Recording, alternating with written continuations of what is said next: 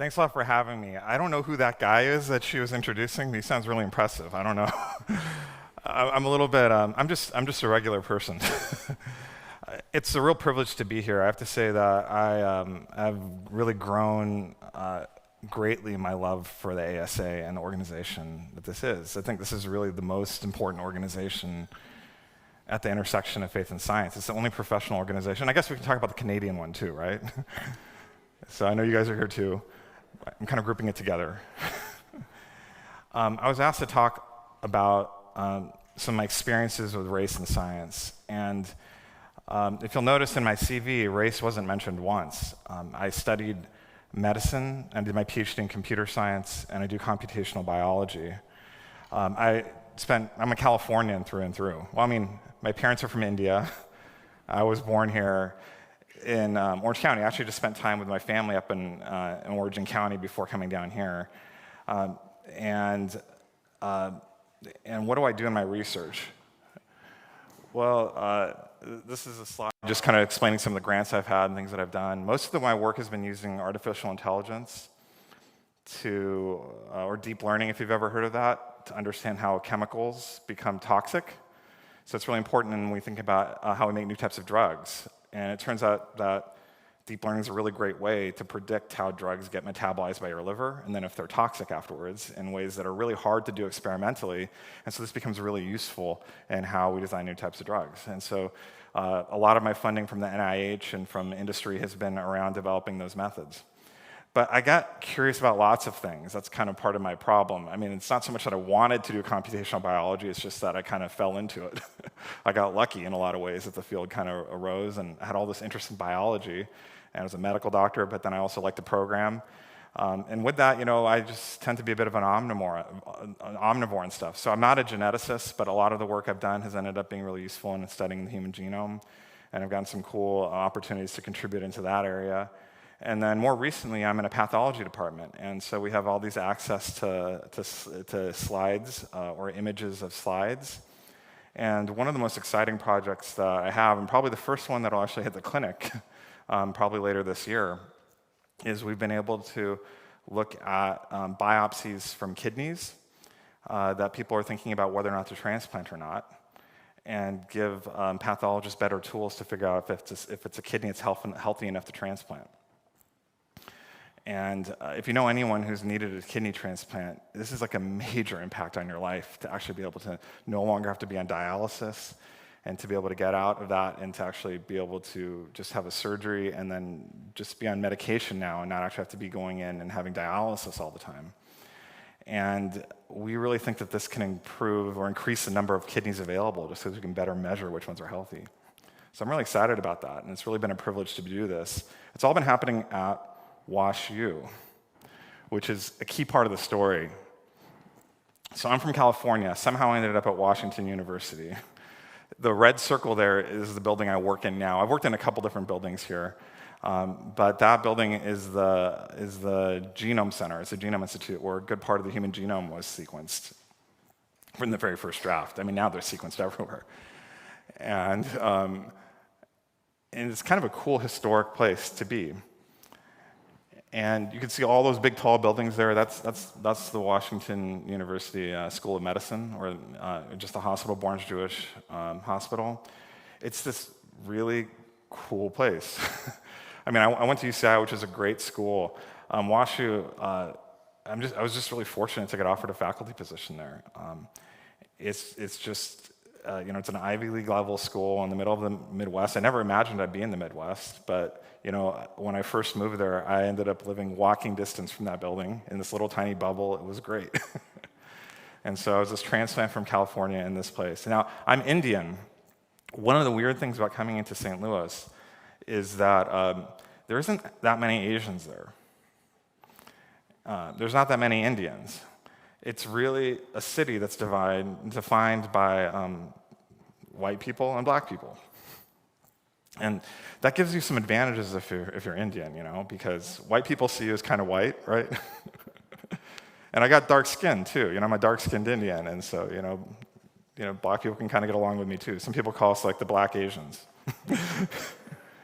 But better than that, there's all this these difficult conversations about race. I mean, might even be difficult for some people to talk about. But the great thing about being Indian is that no one can really blame you, right?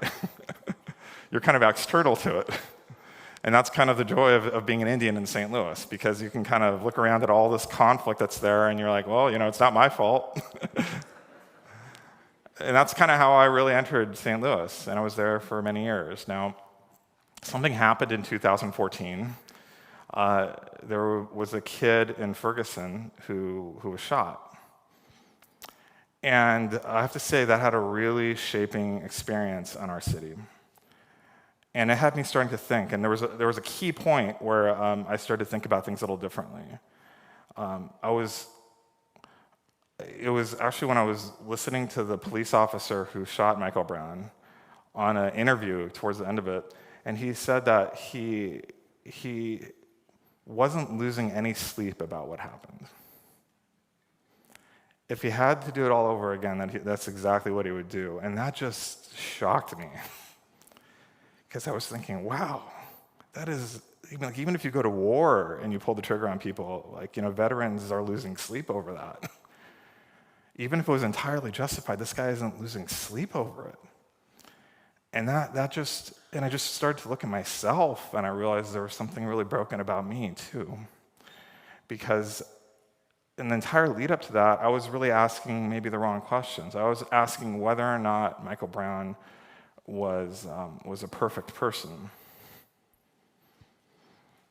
He might have been caught with some petty shoplifting beforehand, and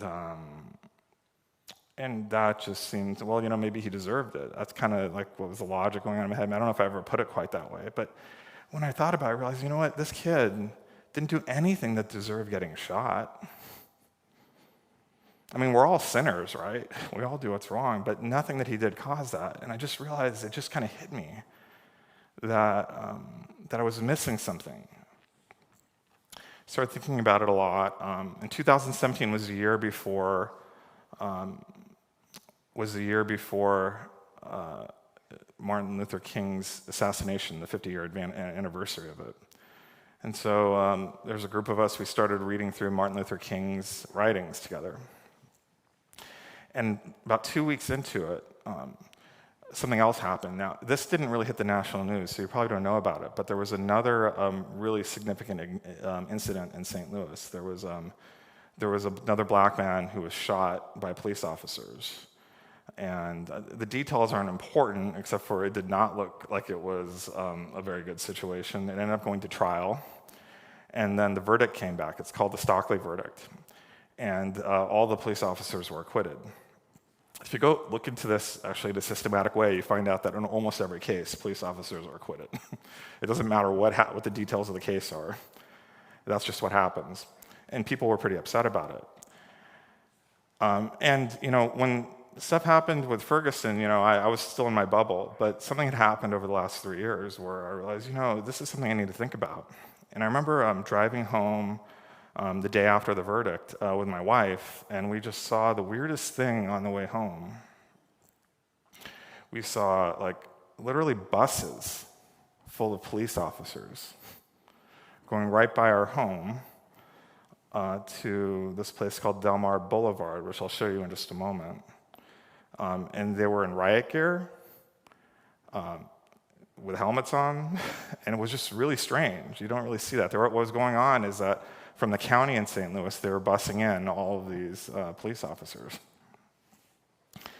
And I want to know what's going on, really. So against my wife's instructions, at the time I had a baby that was about 10 months old. So against her instructions, I said, I need to go out and see what's going on. So around 9:30 or so at night, I kind of walked out on the street just a few hundred yards from my home onto Del Mar, kind of leaving my bubble. I mean, when I say it's my bubble, that's also where the church is that I went to on Del Mar Boulevard. I just walked down the street to a place where, it's like an entertainment area. It's a place where I'd often had dinner with my family, where I hung out, and I saw the most crazy sights. They just have a profound impact on me, even now. I saw police officers. This is a photograph taken that night when I was out there. You see people, like police officers lined up like the military. And people just there was no violence. There were the police officers really coming for the fight. And that night, I think it really broke me. Because I'm a scientist. I've spent all my time in school learning about all these things. But what does science really have? Let's see if I can get it for you. What does science really offer? The questions of race and justice.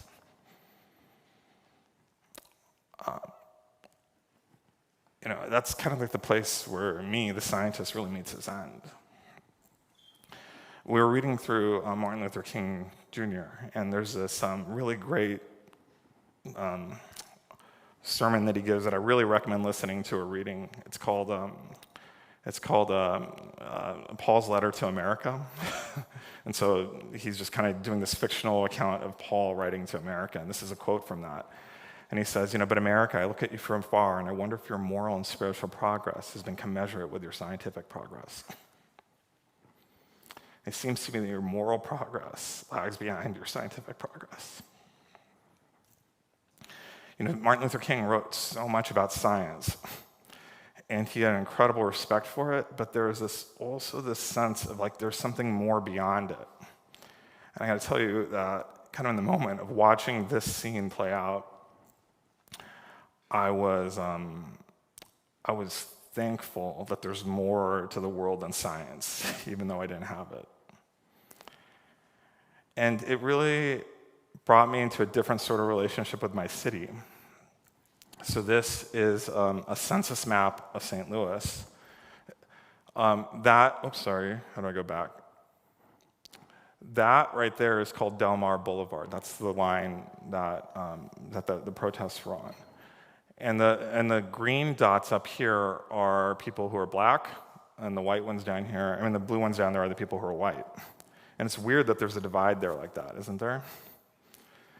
And this is by race, but if you look at home values, you see the same thing. If you see crime, basically almost any demographic factor you look at, you'll see this scar going through St. Louis. And why did that happen? Well, it turns out that St. Louis is a segregated city.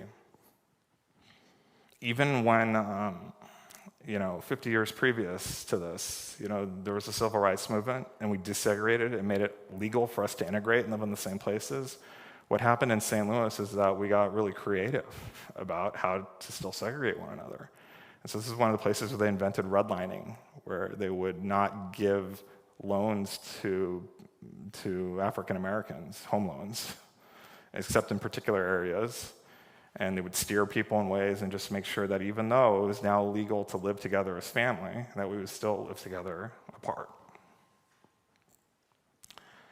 And what's so striking to me is how those decisions made not in the ancient past of hundreds and hundreds of years ago, but things that had happened, just decades ago, had such a profound influence on me in shaping how I saw things.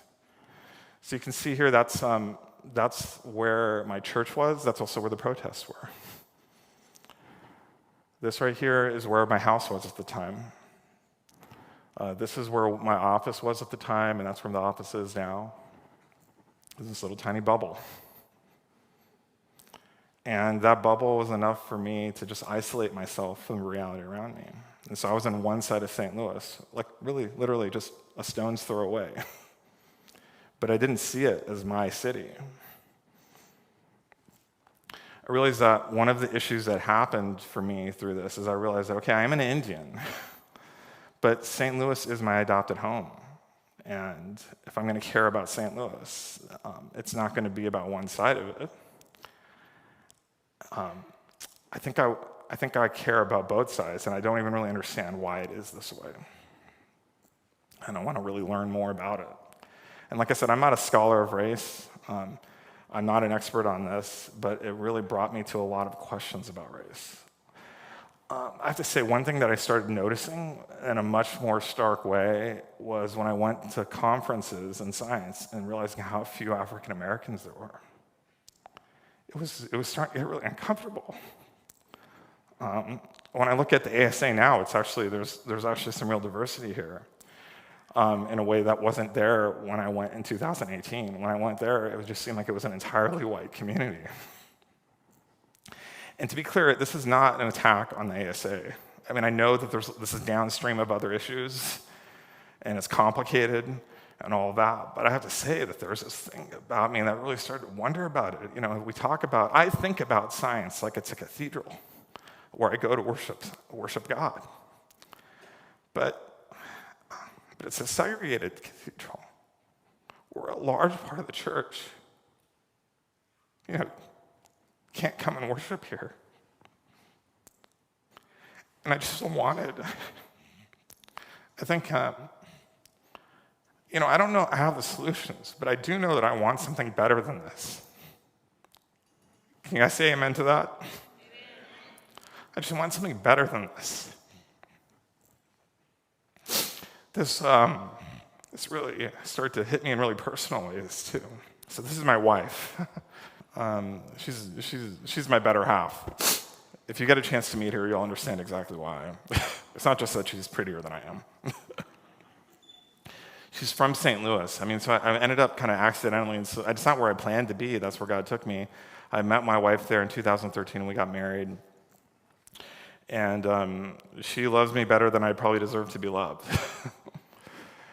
But, being in a marriage that is quote-unquote interracial, which is weird because I never really saw it that way. But that's how I found out other people saw it. It was interesting in St. Louis, and I think one of the things that started making me realize this more is the outrage that my wife would express at things that were just normal for me. An example of this was, and when I looked at it, I'm like, yeah, actually, that is really outrageous. Why am I used to this? An example was, and my in-laws love me and care about me a great deal, and I'm not going to be specific about the details because this is just like one of those things that's just very normal and I expect it, but it made my wife outraged. We have kids that are half white, half Indian, right? And when my wife went and picked up some books from the library, and one of the books was just one of those simple children's books that has vegetables naming, right? When you have little kids, that these things end up becoming very, very interesting to other kids because, that's a blueberry, or that's like a banana, that simple thing. And the key thing about this book, though, is that it had a lot of non-white kids presenting the fruit. Okay, and one of my in-laws came up and saw that and saw it as a political statement of just being overly woke and saying, the world doesn't look like this. Everyone knows that. Why is that the case? And my wife was outraged. She's like, that's what my family looks like. And I realized, it's just a simple thing. It didn't have a huge impact on my life, to be clear. And it was interesting, though, how that basic unawareness, the world does not always look like us.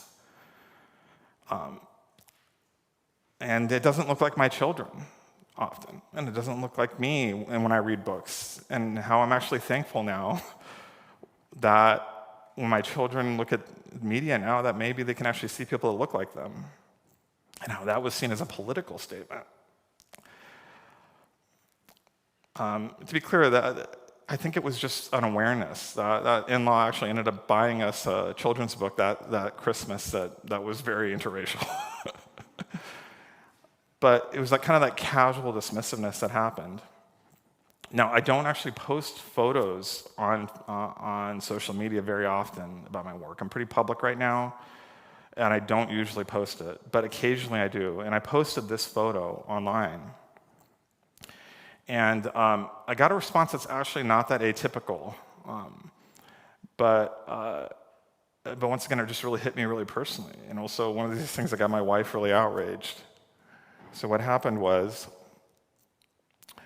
this person took this photo of me that I posted and basically was bothered by the fact that I was in an interracial marriage. I mean, in today's day and age, right? And what's interesting about this, though, for me, as I was reading this, and I wasn't actually that offended. If you're wondering, like, wait a minute, that person actually liked it, I actually liked it. I'm the one who liked it. Because I'm thinking, racism is out there. It's actually really great that this person's actually saying something about it. Maybe we can actually make some progress together, right? So I kind of engaged him a little bit. And you can see I also kind of removed his name from this because, I'm not trying to hurt anyone at all. This is just what happened.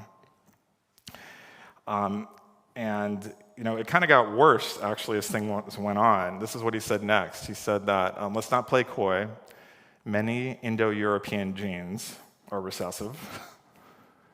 And as Europeans continue to intermarry and subsequently interbreed, those recessive genes will and are, for all intents and purposes, disappearing.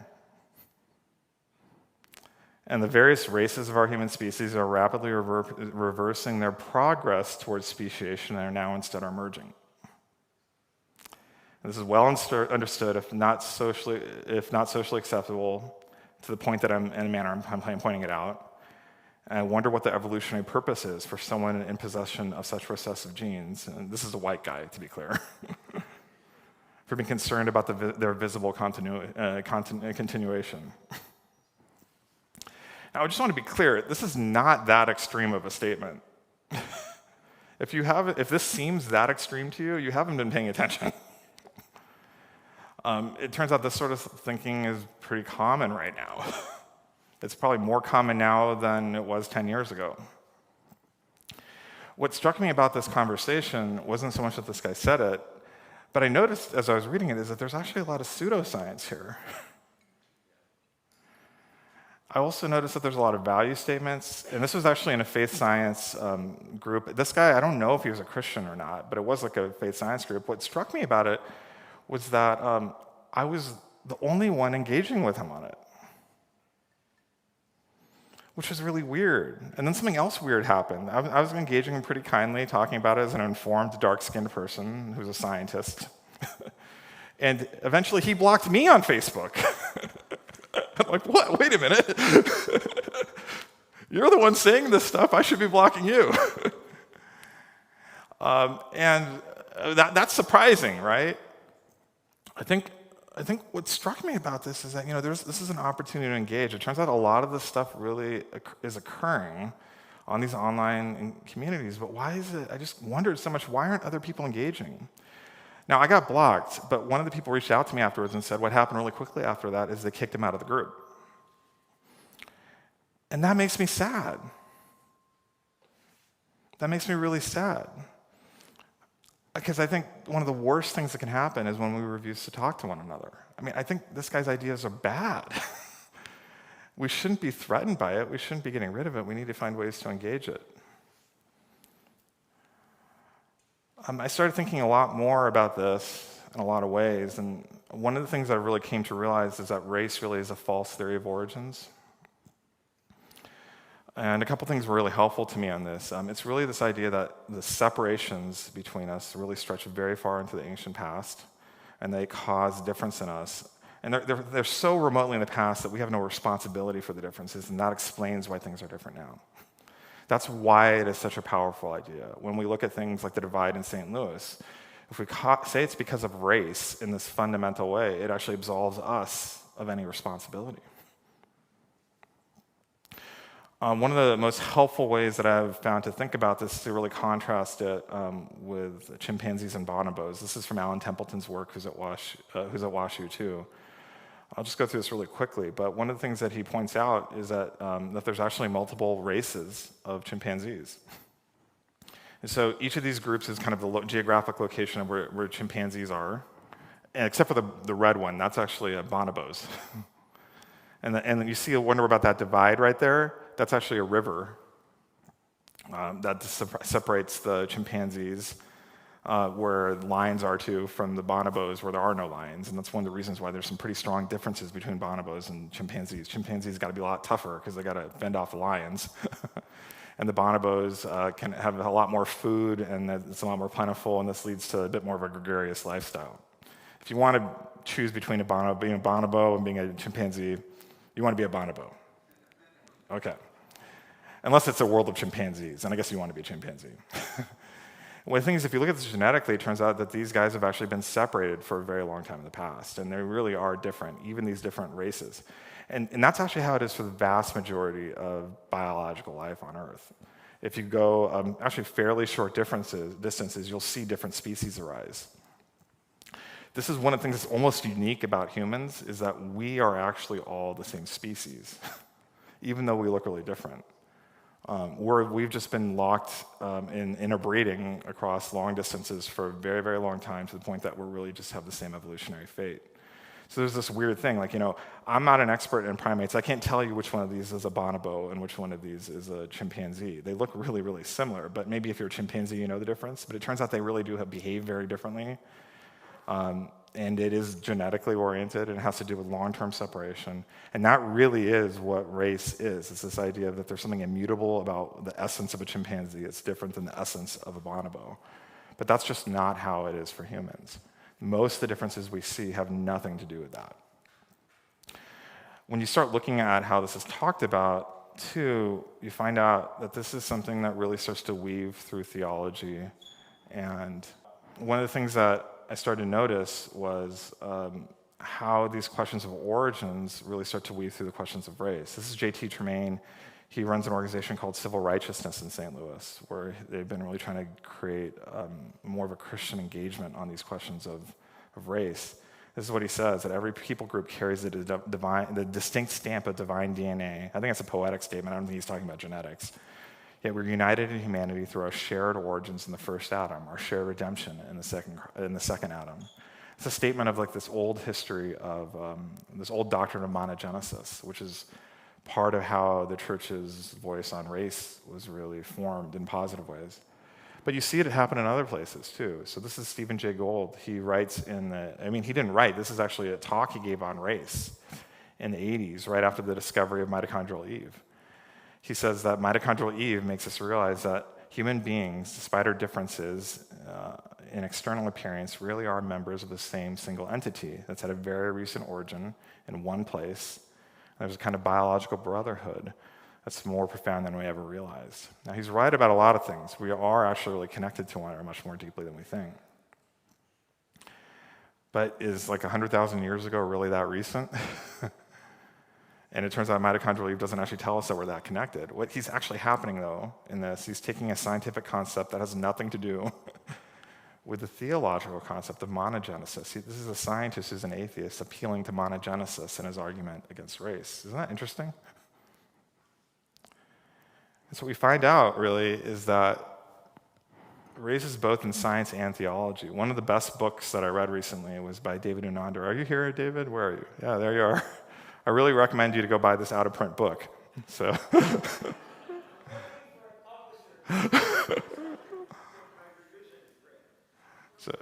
Dave is a scientist, but there's a history here in the science and the theology that's really helpful. I just have 2 more slides, and we'll kind of end there.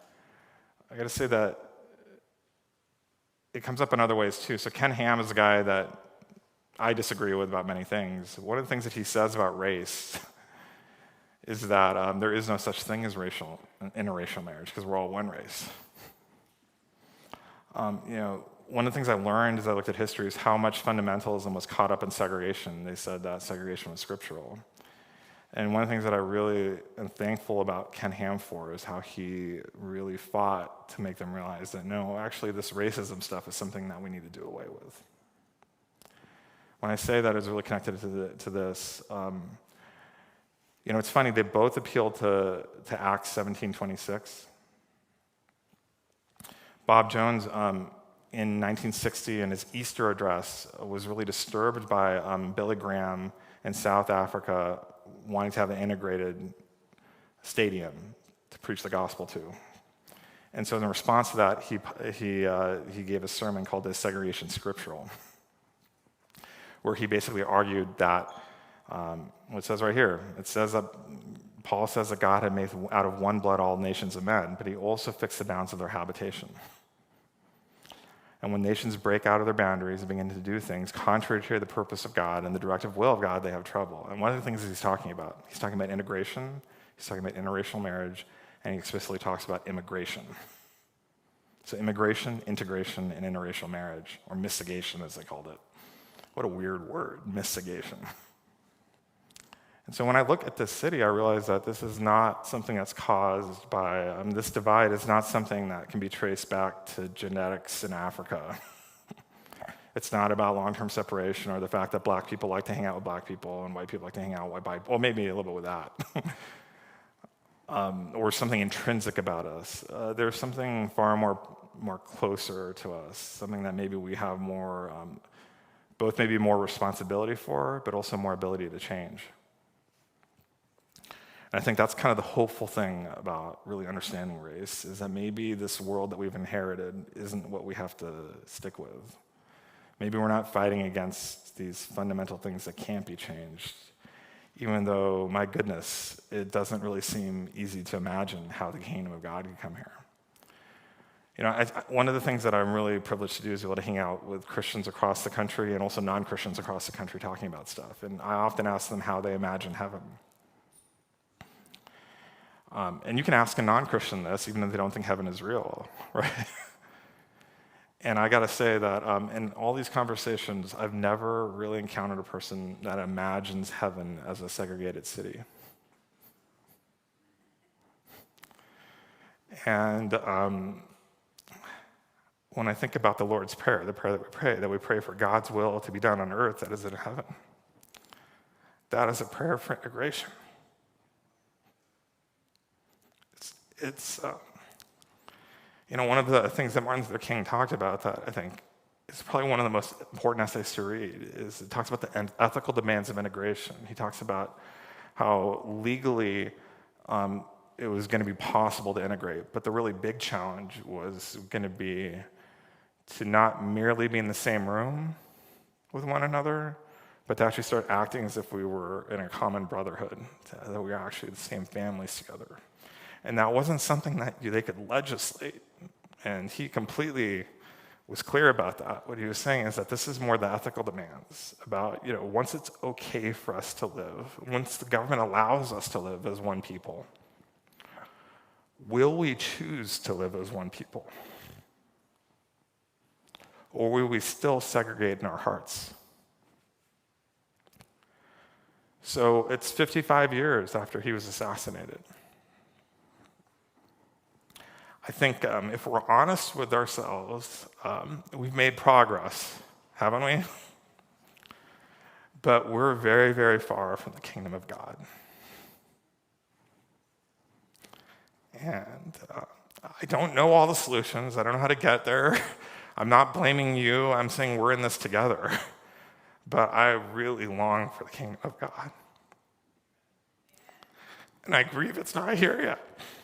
And I think there's things that have been lost that we'll never be able to get back. But how sweet it is, those moments when we get to experience the kingdom of God here on earth. So thanks a lot.